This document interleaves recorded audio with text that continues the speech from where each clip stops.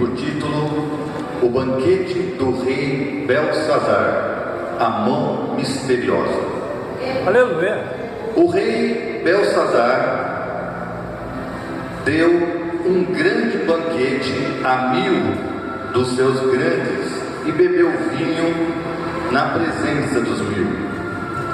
Havendo Belsazar provado o vinho, mandou trazer os utensílios de ouro e de prata que Nabucodonosor, seu pai, tinha tirado do templo que estava em Jerusalém, para que bebessem neles o rei, os seus grandes e as suas mulheres e concubinas. Então trouxeram os utensílios de ouro que foram tirados do templo da casa de Deus, que estava em Jerusalém, e beberam neles o rei, os seus grandes, as suas mulheres e concubinas. Beberam o vinho e deram louvores aos deuses de ouro, de prata, de cobre, de ferro, de madeira e de pedra. Na mesma hora apareceram uns dedos de mão de homem e escreviam defronte do castiçal na estucada parede do palácio real. E o rei via a parte da mão que estava escrevendo. Então se mudou o semblante do rei, e os seus pensamentos o turbaram. As juntas dos seus lombos se relaxaram, e os seus joelhos bateram um no outro. Podeis assentar, igreja.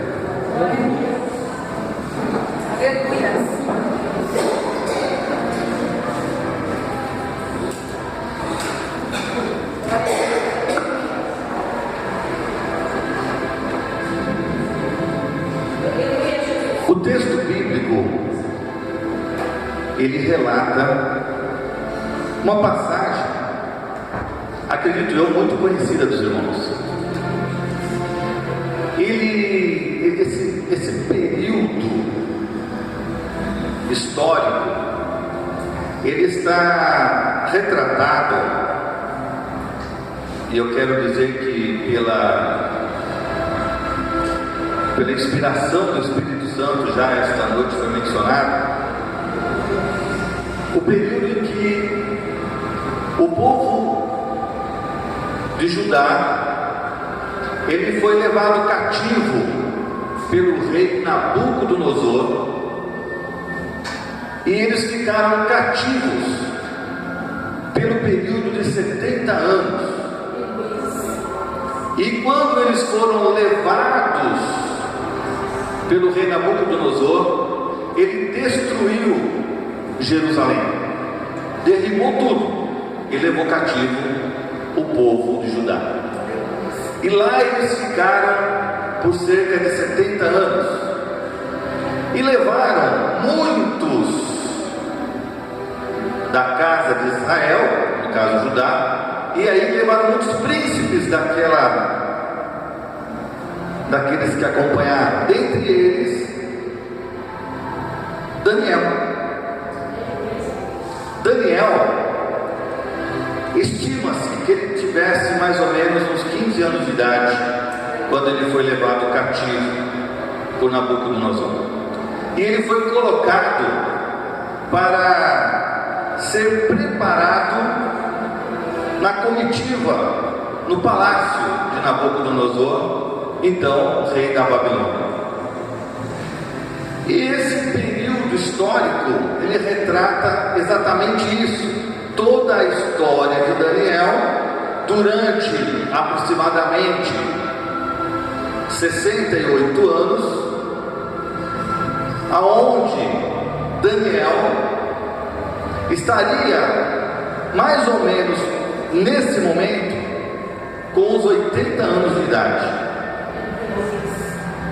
E aí retrata Belsazar, o último rei da Babilônia, que estava à frente do povo e ainda era o soberano dos que estavam cativos em Babilônia, ou seja, o povo judeu, o povo de Deus, ainda estava sob o domínio da Babilônia.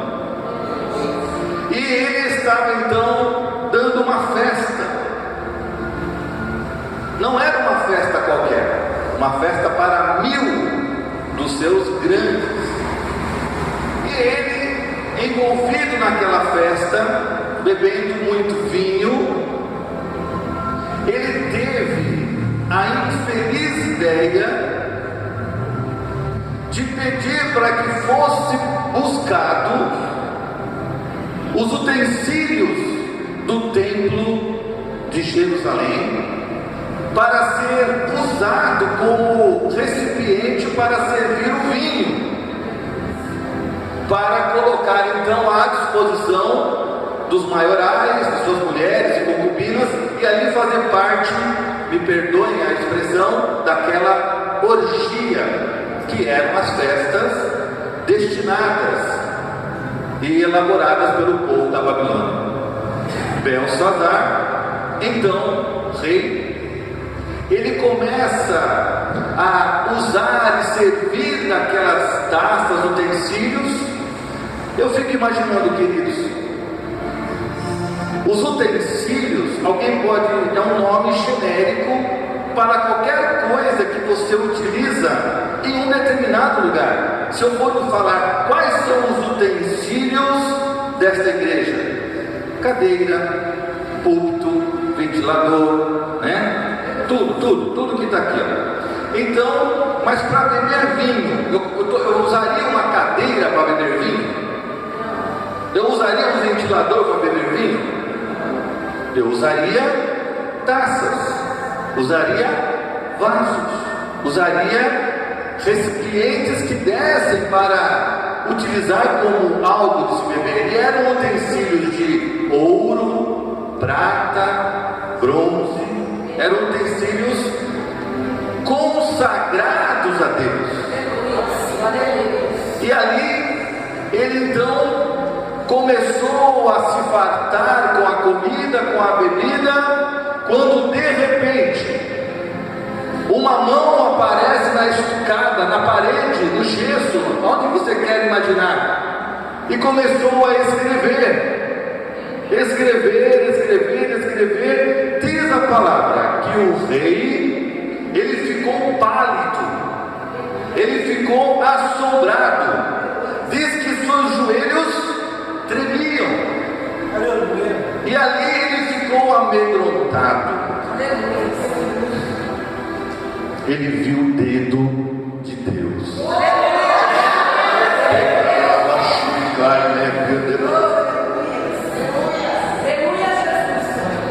A Bíblia relata alguns momentos em que o dedo de Deus ele transforma a história de um povo. Foi mencionado aqui sentença. Sentença nada mais é que um decreto, é um parágrafo, é um texto do qual, quando o Senhor Deus escreve, não existe homem que modifica o que foi escrito. Não existe advogado, não existe juiz, embaixador, presidente, não existe, porque o Senhor não é homem para que minta, nem filho do homem para que se arrependa. A sentença de Deus, ela é cumprida do começo ao fim. Tem calite, né, com debate. O dedo de Deus. Nós temos um texto maravilhoso lá em Êxodo e depois confirmado em Deuteronômio, quando Moisés ele sobe ao monte a pedido do próprio Deus, e lá eles ficam em consagração. Moisés consagrou a Deus, e lá ele vivendo em jejum e oração, conversando com Deus, passado 40 dias. Diz a palavra que ele desce com 2 tábuas entregue pelo próprio Deus, escrito com o dedo de Deus, os 10 se tornaria a lei para os judeus. Mas quando Moisés desceu e viu o povo adorando um bezerro de ouro, diz a palavra, pastores, que ele pega e quebra, joga no chão aquelas pedras, aquelas tábuas de pedras, e é feito então todo um trabalho de recuperação para que o povo pudesse novamente voltar-se a Deus. Então eles acabaram, uma grande parte morrendo, porque estavam idolatrando um bezerro de ouro. Em Deuteronômio, o texto retrata que quando o povo ele voltou-se novamente para Deus, novamente Deus vai e pede para que Moisés suba com os pedaços de pedra. Novamente Deus escreve os 10 mandamentos. Aí sim ele desce e coloca dentro da arca, e aí acaba se tornando a presença de Deus na face da terra. Mas o dedo de Deus estava escrevendo e nada se mudou daquele texto. Olha que maravilha! A sentença por parte de Deus. Aleluia! Glória a Deus! Novamente nós encontramos o dedo de Deus, agora na corte do rei Belsazar na Babilônia. E quando ele estava usando aquilo que era consagrado a Deus, ele então viu a mão escrevendo: Mene, Mene, Tekel, Ufarsit. E ele ficou assombrado. Aquelas inscrições ficaram marcadas na parede, e ele, desesperado, não entendendo o que se tratava, a Bíblia muito bem falou que ele ficou com os joelhos trêmulos. Então ele fez um desafio: chamai todos os sábios, chamai os adivinhos, chamai os mágicos. Eu quero que vocês venham e traduzam e interpretem aquilo que está escrito. Abrindo um parênteses aqui, quando nós utilizamos a expressão dedo de alguém, nós impregnamos personalidade da pessoa. Quando eu digo assim: olha que coisa mais caprichosa, nesse mural tem o dedo da Jaqueline, da diaconisa Jaqueline. Olha como está bonito isso, tem o dedo dela, ela fez, olha que maravilha. Quando nós falamos de uma pessoa que tem um abraço amoroso, mas tem o dedo da pastora Natália, olha só, é o perfil dela, né? Quando falamos que tem o dedo de Deus, eu quero dizer para você, querido, o nosso Deus, Ele é onipotente, Ele é onipresente, Ele é onisciente, Ele é onipresente, Ele é sobre todas as coisas, querido. Quando eu falo tem o dedo de Deus, saiba, tem uma sentença que vai modificar definitivamente a sua vida.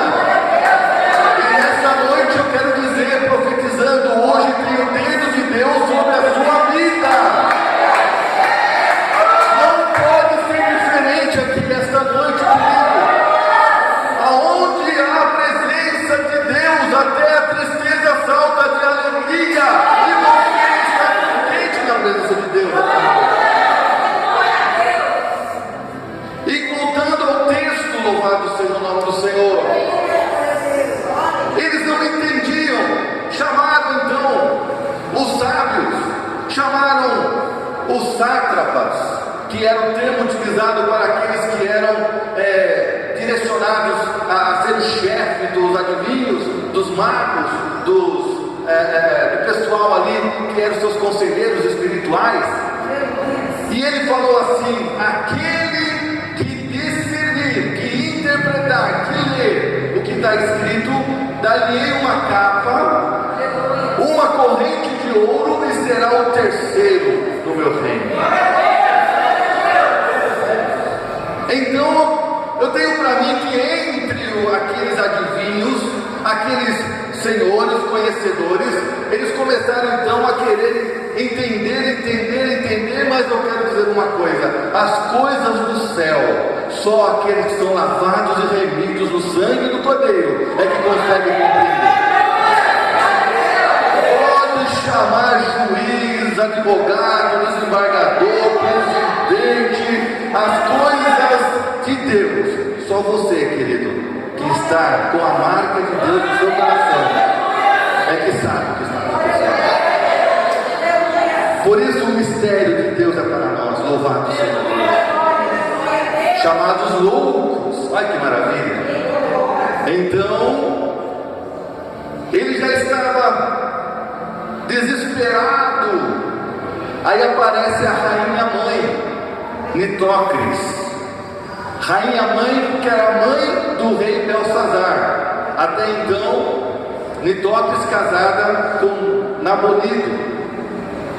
Nabonido era de fato o rei, só que ele ficava nas dependências do Egito, enquanto que ele, Belsazar, ficava ali na Babilônia.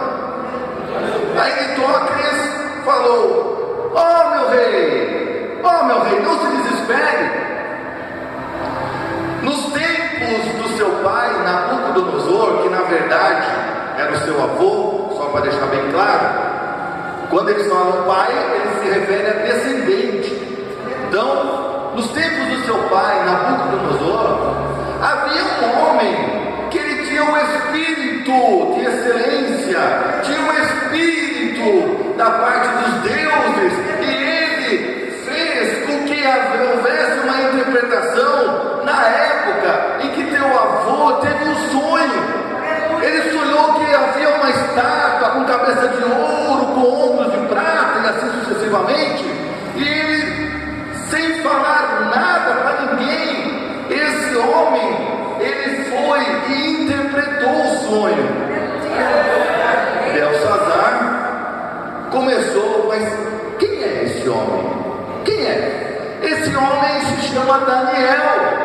Ele está lá, e deu lá um local onde estava Daniel, e aí foi e o chamaram. Algumas lições eu quero começar daqui, queridos. Daniel, ele estava naquele momento no meio do povo, dos 1000 que estavam se banqueteando. Ele estava longe daquela orgia. Quando as coisas apertam, quando de fato exige-se alguém para dar uma posição, uma sentença da parte de Deus, eles chamam um homem de Deus. Então eu quero aqui mais uma profecia sobre a sua vida. Olha, você acha que está esquecido na empresa onde você trabalha, na escola onde você está, na empresa que você é sócio ou não? Saiba que você estará sendo lembrado no tempo certo. Você não está esquecido, porque você é menina dos olhos de Deus, e Ele cuida de você. Ele sabe exatamente o momento certo que irá te chamar para você mostrar a que veio sobre essa terra. Você não é algo a ser esquecido, porque Deus é que está lembrando de você. E quando você não se mistura com as coisas do mundo, quando você se separa do pecado, se separa da orgia, quando você está como Daniel. Daniel significa: o Senhor é meu juiz. O hino cantado semana passada, na sexta, fala que uma das características de Daniel é que ele era um homem de oração. Daniel orava 3 vezes ao dia. Eu sei que hoje, por intermédio do Espírito Santo, nós temos condição de orar 24 horas por dia. Basta você estar mentalizando e falando com espírito com Ele. Você conversa e chora e se alegra e fala em línguas. Mas naquele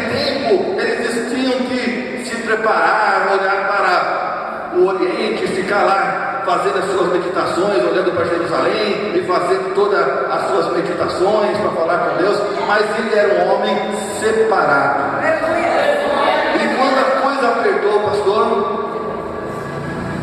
eles chamaram Daniel.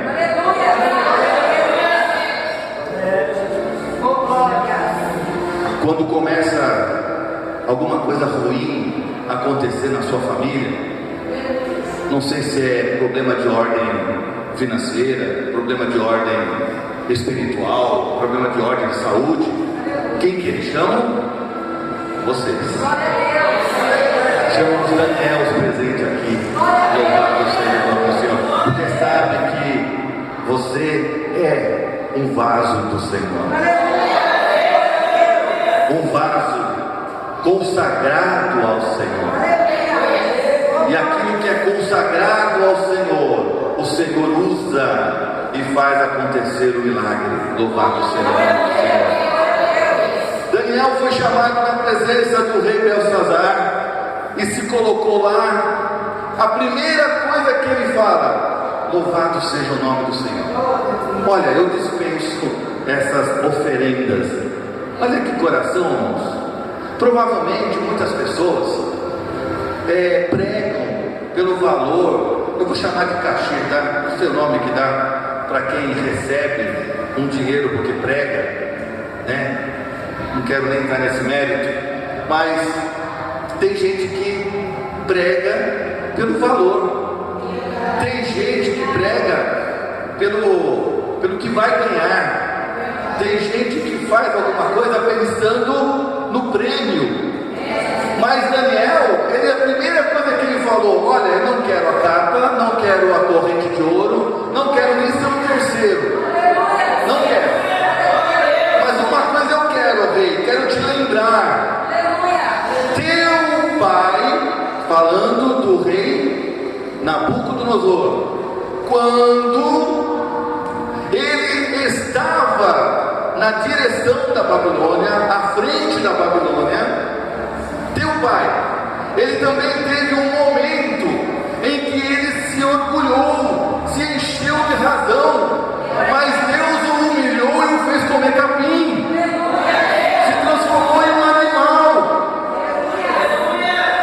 E aí, quando ele se humilhou, me parece que por 3 anos, aí ele volta a ser novamente um ser humano. Não que ele se transformou no lobisomem, não é isso, mas ele entrou num estado de demência tão grande que ele se tornou uma pessoa demente, uma pessoa sem juízo, e foi morar com os animais, comendo capim.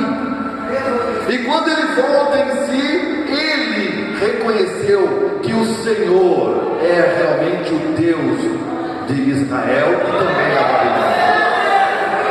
Mas você que estava naquela época, era um adolescente, você viu essas coisas acontecerem, a você não tem perdão, a você está fazendo coisas que não deveria estar fazendo, e quando pegou as coisas consagradas a Deus, piorou a sua situação. Então o Senhor determinou a sua sentença, e ele olhou e falou: Mene, Mene, Tekel, Ufarsim. Ele trouxe a sua sentença. O que significa estas palavras? Louvado seja o nome do Senhor. Mene, Deus contou os dias do teu reinado e determinou o seu fim.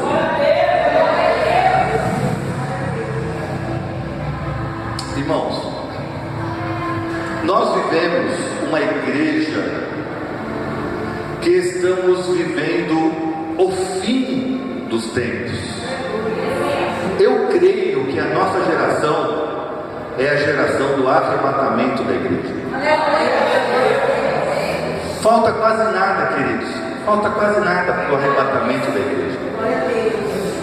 Em algum momento, se acontecer de você não alcançar o arrebatamento da igreja, você poderá estar passando desta vida para a eternidade.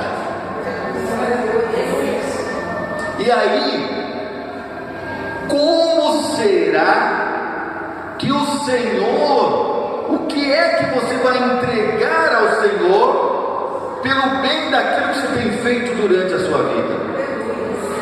A Bíblia fala de obras que são obras de ouro, prata, pedras preciosas. E também fala de obras que seriam madeira, palha e feno. Esses 6 materiais que eu citei serão jogados numa espécie de fogo, e aquilo que sobrar será a parte do seu galardão. Serão os prêmios que você vai ter lá na glória. Aí vem uma pergunta: será que na sua vida tem mais obras de palha, feno e madeira? Ou tem mais obras de ouro, prata e pedras preciosas? Fica esta meditação no seu coração. Menem, Deus contou os dias do teu reinado e determinou o seu fim. Tekel, foste pesado na balança e achado em falta. Belsazar, em vida, fizeram a balança, botaram fogo, e tudo indica que tinha muita obra de palha, feno e madeira, porque ele foi pesado e foi achado em falta. Ufarzinho, teu reino foi dividido e entregue aos medo-persas. Eu fico imaginando aquele momento, aquela corte, toda desesperada para fazer a interpretação daquelas palavras. Diz a palavra do Senhor que imediatamente no coração de Belsazar, ele reconheceu que aquelas eram as palavras verdadeiras, a interpretação divina de Deus, e ele foi colocado como o terceiro do reinado. Foi colocado na mão dele, no pescoço dele, uma corrente de ouro, e foi dado a ele uma capa, e ele foi realmente colocado como o terceiro no reino da Babilônia. E a palavra diz que naquela mesma noite, Dário, um rei medo-persa, invadiu Babilônia e matou Belsazar. E Belsazar entrou na história como um rei mau que desafiou a Deus e foi morto pelo próprio Deus. A história conta, passado mais uns 2 anos, mais ou menos, pelo cálculo que eu fiz, aí então Daniel seria jogado na cova dos leões, e aí ele seria libertado, e na sequência o povo seria autorizado a voltar a restituir o que foi falado aqui hoje, novamente o templo de Jerusalém.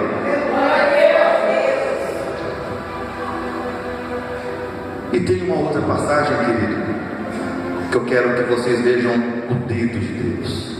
João, capítulo 8, verso 4 e verso 8. Aleluia. Louvado seja o nome do Senhor. Aleluia. E disseram a Jesus: Mestre, esta mulher foi surpreendida em ato de adultério. Na lei, Moisés nos ordena apedrejar tais mulheres.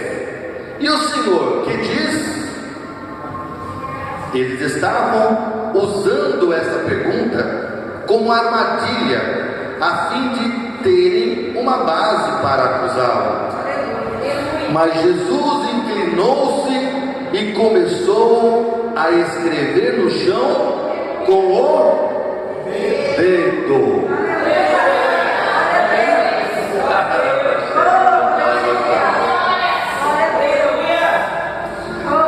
Irmãos, nós somos tão abençoados por Deus por vivermos na época da graça, irmãos. Se você tivesse a consciência de como é gostoso vivermos nessa época. Nós podemos ter acesso direto a Deus, louvado seja o nome do Senhor. Podemos conversar com o Espírito Santo, podemos compreender a revelação do Espírito Santo. Naquela época passava de Elias para Eliseu e alguns profetas, né, que são mencionados na Bíblia, Joel, Ageu, né, e outros, muitos, mas eram escolhidos a dedo. Mas hoje nós vemos esse momento maravilhoso. Jesus, ele pegou, se inclinou e começou a escrever com o dedo no chão. Aquele povo lá ficou abismado. Nós viemos aqui para desafiar Jesus e ele começa a escrever. Mas Jesus inclinou-se e começou a escrever no chão com o dedo. Visto que continuavam a interrogá-lo, ele se levantou e lhe disse: se algum de vocês estiver sem pecado, seja o primeiro a atirar a pedra nela. Inclinou-se novamente e continuou escrevendo no chão. Estamos vendo aqui na minha interpretação o quinto momento em que se fala do dedo de Deus, porque Jesus para mim é o próprio Deus, é o Deus encarnado, o Deus aquele que veio para salvar o seu povo, aquele que veio para dar oportunidade de salvação a todo aquele que nele crê, para que não pereça, mas tenha a vida eterna. Aí esse é o Deus a quem eu hoje estou aqui agradecido, estou adorando, vim entregar o meu sacrifício vivo em louvor ao nome do Senhor Jesus, autor e consumador da minha fé. Esse mesmo Jesus, ele inclinou e começou a escrever no chão novamente. E existe uma curiosidade teológica: o que será que ele estava escrevendo no chão? O que será que ele estava escrevendo no chão? Alguns historiadores dizem que no momento que ele foi desafiado, perguntado o que devemos fazer, alguns falavam assim: ele deve estar escrevendo os pecados das pessoas que estavam ali ao redor para jogar a pedra. Alguns achavam que ele estava escrevendo simplesmente fazendo um movimento no chão para que eles se distraíssem naquele momento.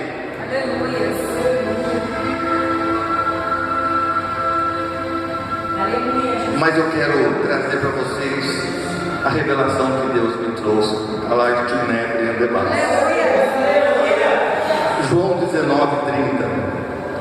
E quando Jesus tomou o vinagre, disse: Tetelestai.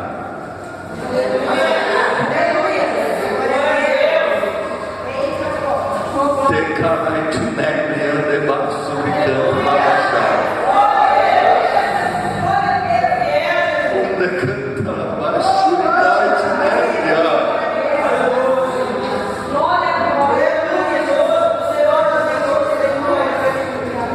Eu traduzo para você: Tetelestai, está consumado.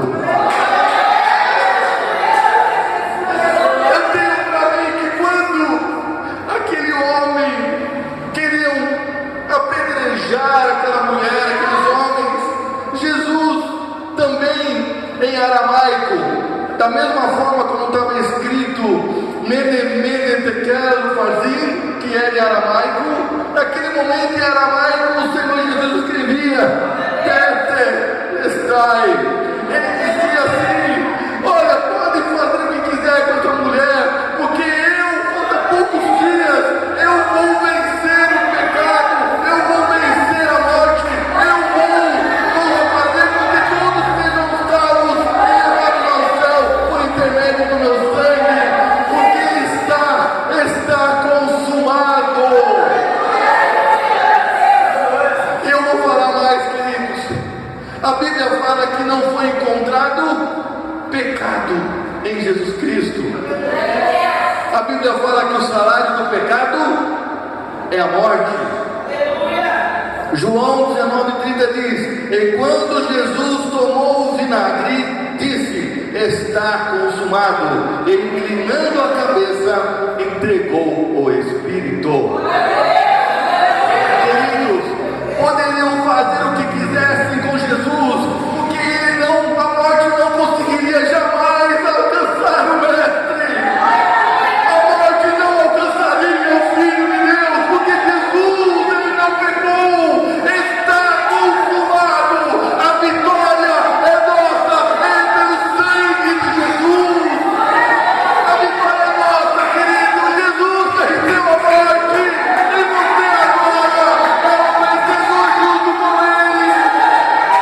No seu coração, deixa o Senhor escrever: tetelestai, está consumado.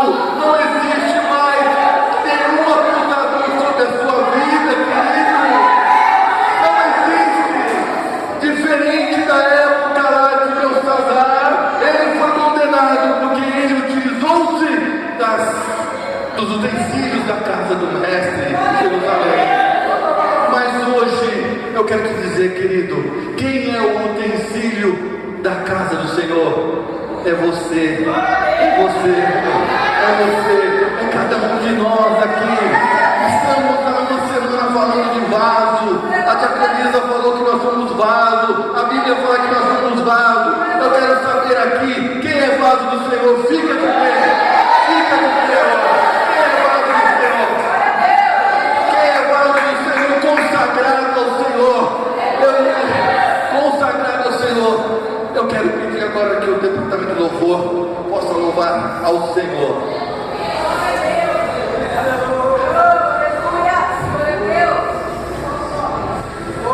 Querido, essa noite parece até que nós conversamos. Quando a gente fala com Deus, o Espírito Santo é que nos conduz. Da mesma forma que o casal aqui não conversam no que eles têm a falar, eu também não levo nada para eles. E hoje, queridos, se você prestou atenção, tudo o que foi apresentado aqui é direção da parte de Deus. Então, quando Belsazar ele pegou as coisas consagradas a Deus e começou a participar de coisas erradas, o Espírito Santo me levou até você. Eu não quero dizer aqui que você é ou está sendo usado para coisas erradas. Não compete a mim avaliar, mas compete a mim dizer que você é um vaso, um utensílio da casa de Deus. É um vaso. E da mesma forma que foi falado que você era uma talha, o Senhor Jesus me fala que você é um vaso, e você deve alcançar e encher esse vaso de vinho novo, do Espírito Santo de Deus, que é algo diferente para você vencer as astutas ciladas do diabo. Então, se você é um desses que querem ser vaso cheio, vem aqui à frente, nós vamos orar com você. Aleluia! O Senhor quer fazer uma obra agora.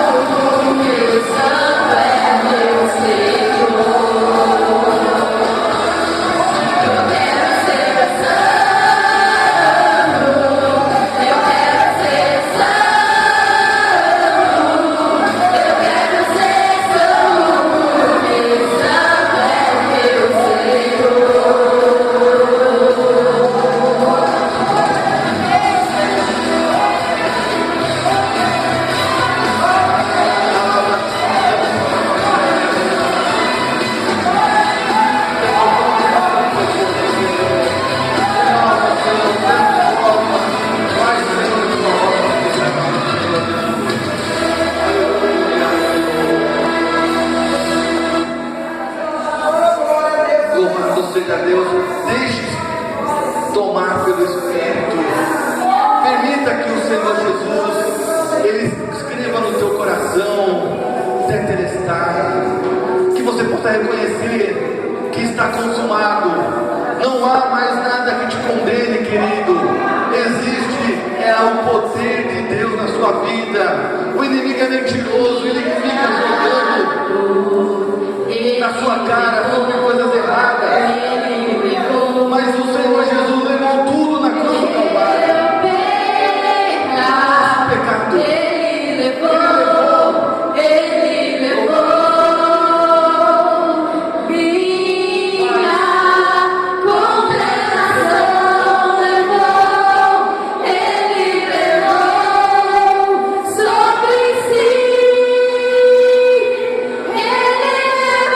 Minha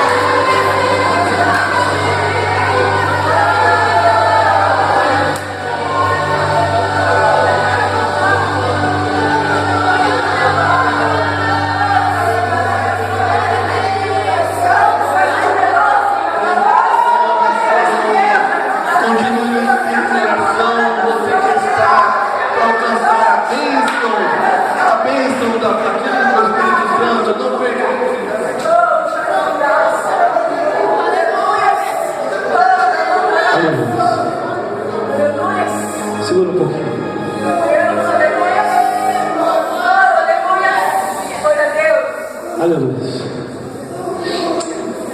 Aleluia. Diaconisa Jaqueline. Aleluia.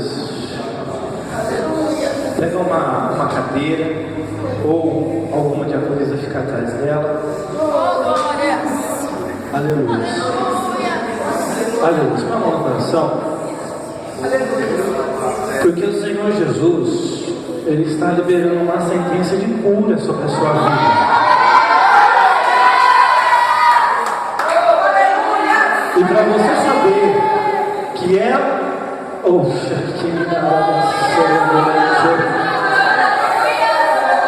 Para você saber que é o Senhor Jesus Cristo de Nazaré, Ele te toca agora. Em nome de Jesus, toca Jesus.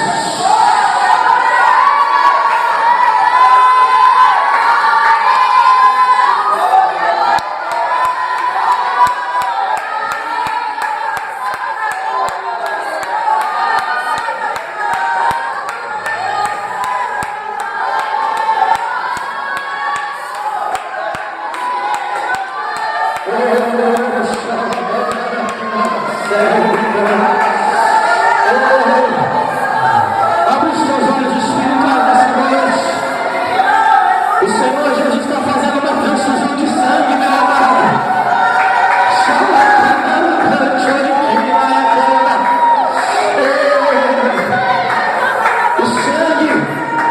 O sangue enfermo está sendo substituído pelo sangue do Cordeiro, meu amado.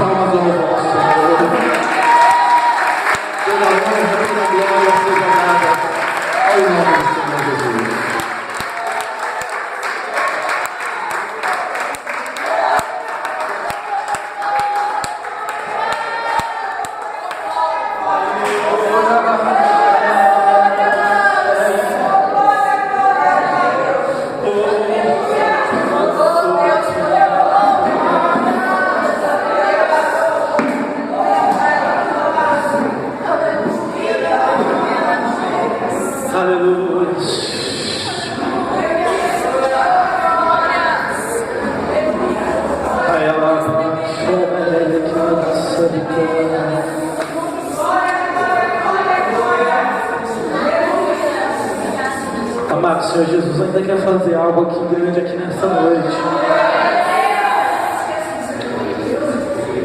Tem a arma cristã aí? Por gentileza, coloca o hino 469.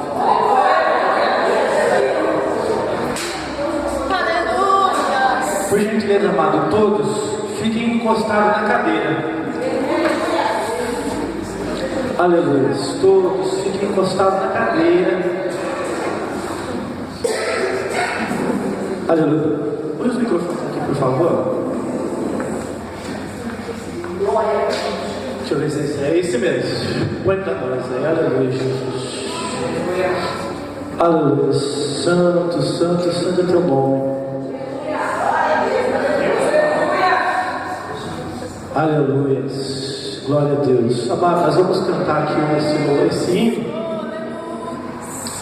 porque o Senhor Jesus ainda quer tocar em pessoas aqui de uma maneira sobrenatural, amado.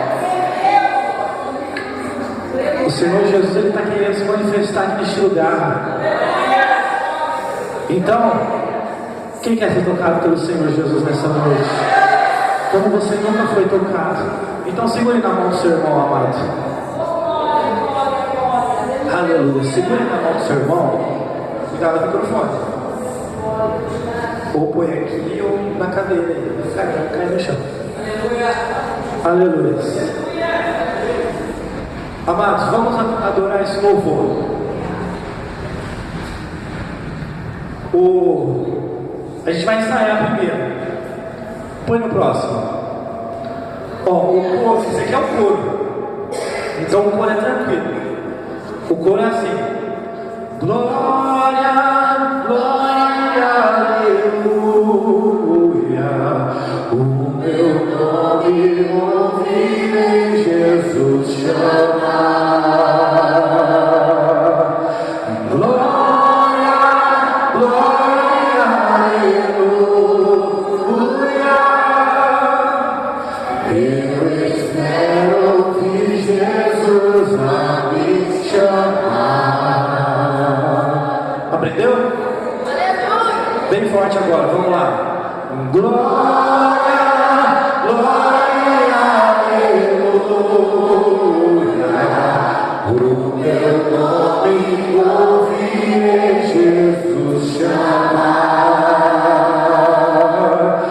Glória, glória, aleluia. Eu espero ouvir Jesus a me chamar. Ó, mas lá no fundo, todo mundo coloca uma cadeira atrás ou encosta uma cadeira. Aleluia. Aleluia, Jesus. Aleluia. Aleluia. Então nós vamos adorar o Senhor Jesus por esse último louvor, para a gente fechar com chave de ouro. E você vai pedir, enquanto você estiver adorando, você vai pedir para o Senhor Jesus te tocar. Amém? Peça para Ele te tocar nessa noite e te dar uma experiência sobrenatural. Peça para Ele te tocar como nunca te tocou antes. Amém, querido? Mas peça com fé. Não tenha medo, peça com fé. Começa lá. Aleluia. Está preparado, amado? Aleluia. Fecha o olho, fecha os olhos. Deixa eu fazer uma oração primeiro. Senhor Jesus, neste momento eu lhe peço que o Senhor, que não sejam minhas mãos, mas sejam as tuas próprias mãos aqui nesta noite. Mas, Senhor Jesus, eu invoco a unção do Espírito Santo sobre a minha vida nessa noite. Espírito Santo de Deus, eu lhe peço que o Senhor venha colocar na minha mão a unção direto do trono, a lareira de fogo na minha mão aqui nesta noite, para que eu possa ministrar o toque do Senhor Jesus, e para que todos aqueles que estiverem com sede de serem tocados pelo Senhor Jesus venham a ser tocados por Ele nessa noite, para a honra e a glória do Senhor Jesus. Amém e amém. Agora vamos adorar, e adore de todo o seu coração. Quando a angelical trombeta deste mundo ressurgir, o meu nome ouvirei Jesus chamar, pois eu creio na promessa e que Deus vai cumprir. teu nome proclamar. Bem forte. E glória, glória, aleluia. O meu nome ouvirei Jesus chamar. E glória, glória, aleluia. Eu espero ouvir Jesus a me chamar. Ei, o Espírito Santo já está pegando as crianças, meu amado. Dá lugar para ele. Deixa ele reinar na tua vida. O sol não é mais luz do meu nome. Ouvirei Jesus chamar. Passarão até o mar, mas permanecerá Jesus.